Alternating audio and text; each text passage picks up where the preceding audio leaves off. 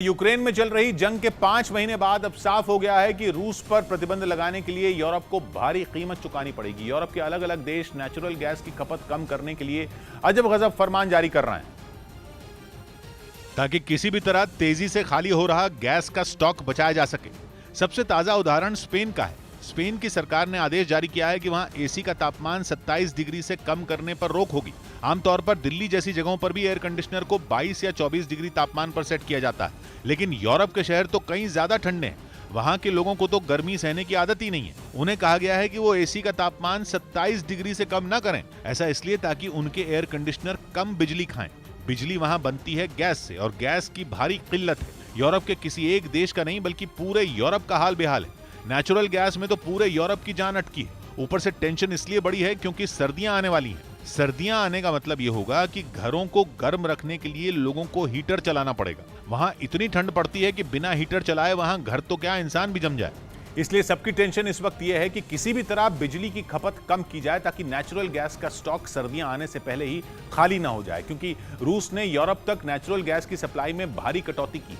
पहले यूरोप तक 40% natural gas की सप्लाई रूस से हुआ करती थी, लेकिन अब यूरोप तक पहुंचने वाली गैस में रूस का हिस्सा केवल 15% रह चुका है।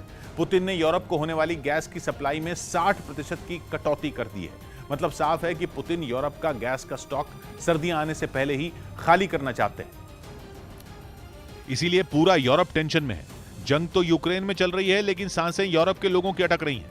यूरोप के बड़े बड़े देश पिछले कुछ महीनों में घुटनों पर आ चुके हैं। खबर है कि जर्मनी में कारखाने बंद होने की नौबत है और अब बेरोजगारी वहां टेंशन बढ़ा रही है।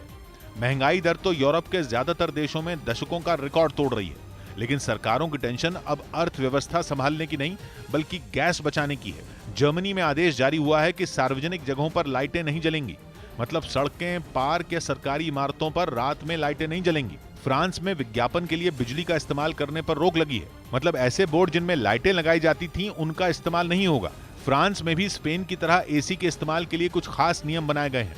यूरोपियन यूनियन की तरफ से भी गैस का किफायत से इस्तेमाल करने के लिए एडवाइजरी जारी की गई है, जिनमें लोगों से अपील की गई है कि नेचुरल गैस का इस्तेमाल जहां जरूरी हो वहीं किया जाए, जहां जरूरी न हो वहां बिजली बंद रखी जाए।